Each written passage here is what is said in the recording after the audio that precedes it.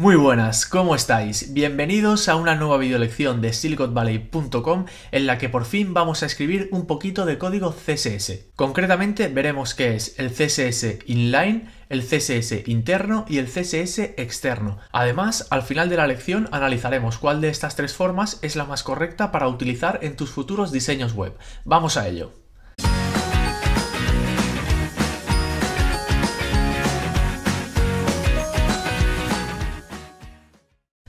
Bien, lo primero que he hecho ha sido crear una carpeta llamada CSS.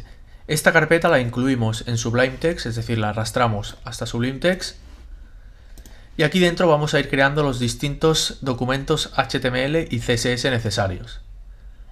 Primero vamos a empezar con el CSS de tipo inline. Para ello creamos un nuevo documento HTML que lo vamos a guardar dentro de la carpeta CSS y lo llamaremos CSS-inline.html. Ahora creamos la estructura básica de HTML. Recuerda que para esto tan solo tienes que escribir HTML y pulsar tabulador. Le añadimos el meta charset UTF-8 para que nos acepte los acentos, es decir, el tag meta con el atributo charset igual a UTF-8. De esta manera tendremos acentos. Y de título le vamos a poner CSS inline. Ahora vamos a añadir varios elementos en este código. Uno será un encabezado de tipo H1 y pondremos estoy aprendiendo a incluir código CSS.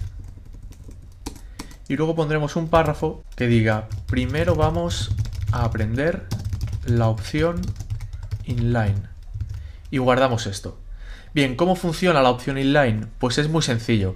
Como bien dice su nombre, inline irá dentro del mismo elemento, es decir, dentro del tag H1 le ponemos el atributo style, esto es un atributo de HTML, y aquí vamos a especificar los estilos que deseemos aplicar sobre H1, sobre el encabezado.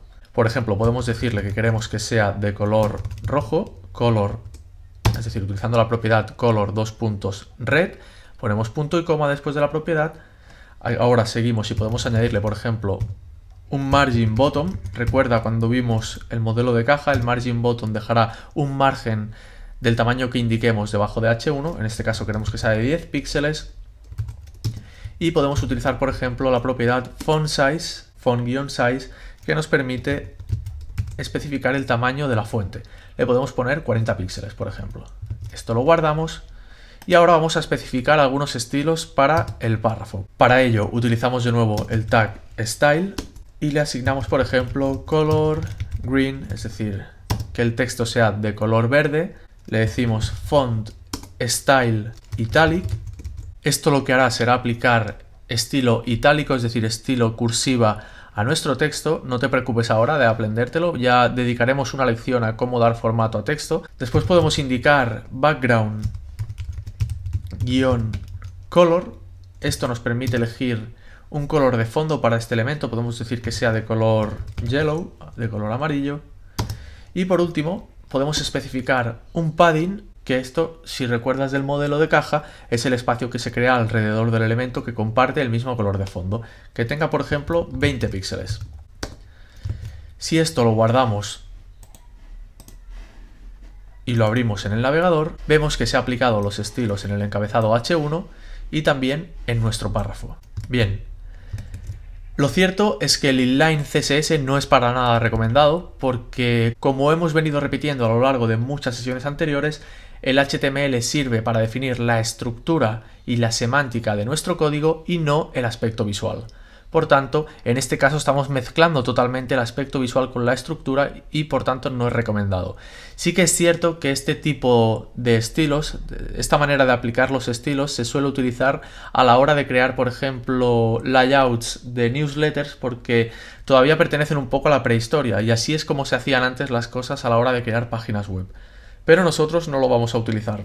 Bien, pues vamos a pasar al siguiente tipo, que es el CSS interno. Para ello vamos a crear un nuevo documento HTML, el cual lo vamos a guardar en la misma carpeta con css-interno.html. De nuevo ponemos la estructura básica, le ponemos el meta charset utf8 y de título le ponemos CSS interno. Vamos a añadir algunos elementos igual que antes, por ejemplo, un encabezado que diga esta vez aplicaremos CSS interno. Luego podemos poner un párrafo inventado. Recuerda que si pones lorem y pulsas tabulador en Sublime Text, esto te lo autocompleta con texto en latín. Después podemos poner un encabezado de tipo 3 que diga maneras de incluir el CSS.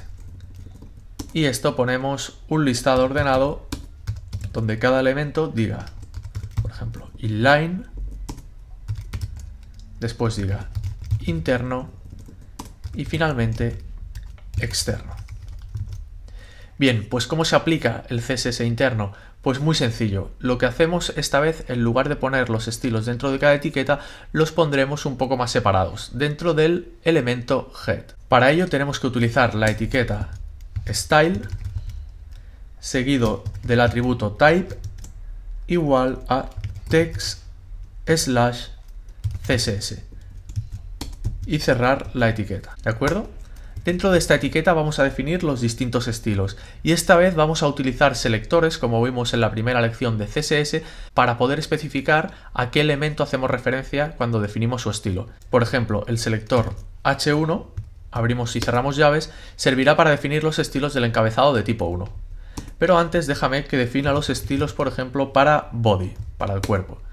Le vamos a asignar un background -color, un color de fondo a todo el background, que será el siguiente, almohadilla 333. Como te habrás dado cuenta, no he utilizado el nombre de un color en inglés, sino que he puesto lo que se le llama un código en hexadecimal. Esto lo veremos en una futura lección, pero básicamente nos permite especificar con códigos de tipo hexadecimal el color que deseemos y por tanto podremos seleccionar cualquier color de forma muy específica. Esto el que haya hecho diseño ya sabrá de qué va el tema y si no, pues puedes estar tranquilo porque en una futura lección lo veremos. Ahora podemos especificar que el color del texto sea white y le ponemos un padding de 50 píxeles. Vamos a guardar esto y vamos a abrirlo en el navegador.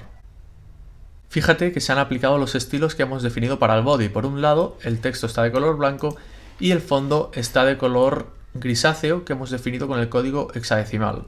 Además, también se ha aplicado este padding de 50 píxeles alrededor del elemento body. Vamos a seguir, volvemos al código.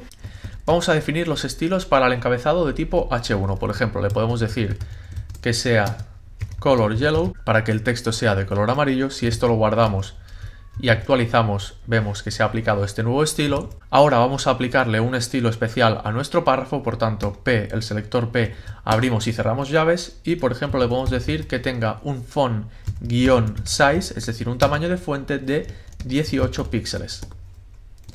Punto y coma.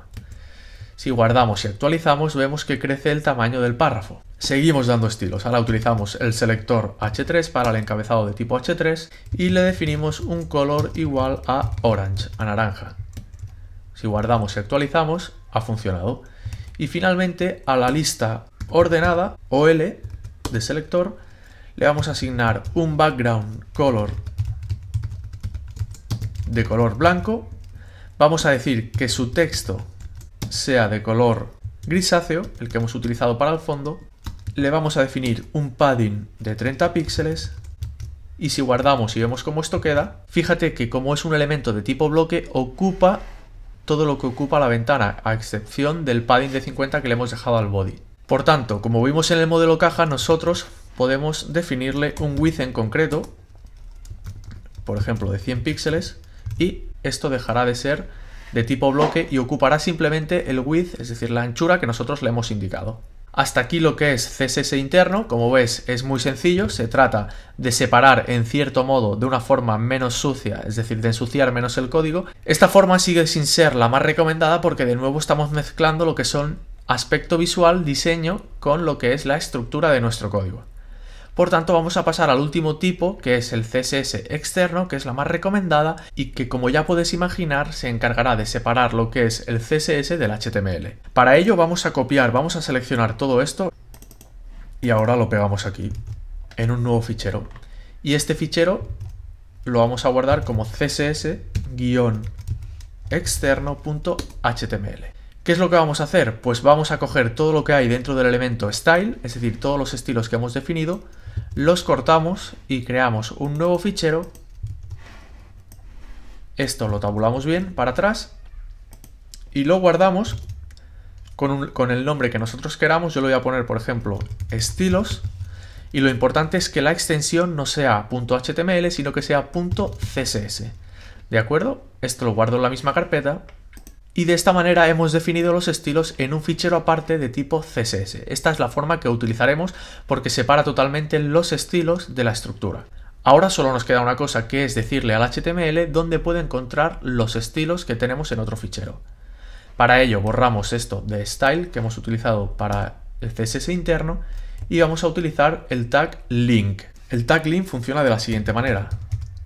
Es link seguido del atributo rel de relation, donde le decimos que se trata de stylesheet, es decir, de una hoja de estilos. Y aquí también tenemos que especificar el atributo type con el valor text/css.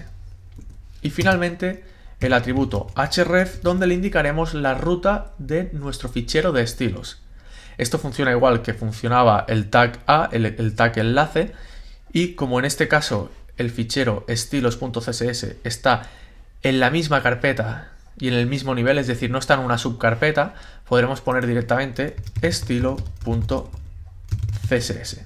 Cerramos el tag, ya que es un tag autocontenido, es decir, no es como title que se abre y se cierra aparte. Aquí se abre y se cierra de esta forma, ¿de acuerdo?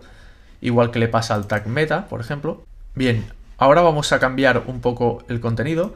Le vamos a decir la opción más recomendada es el CSS externo.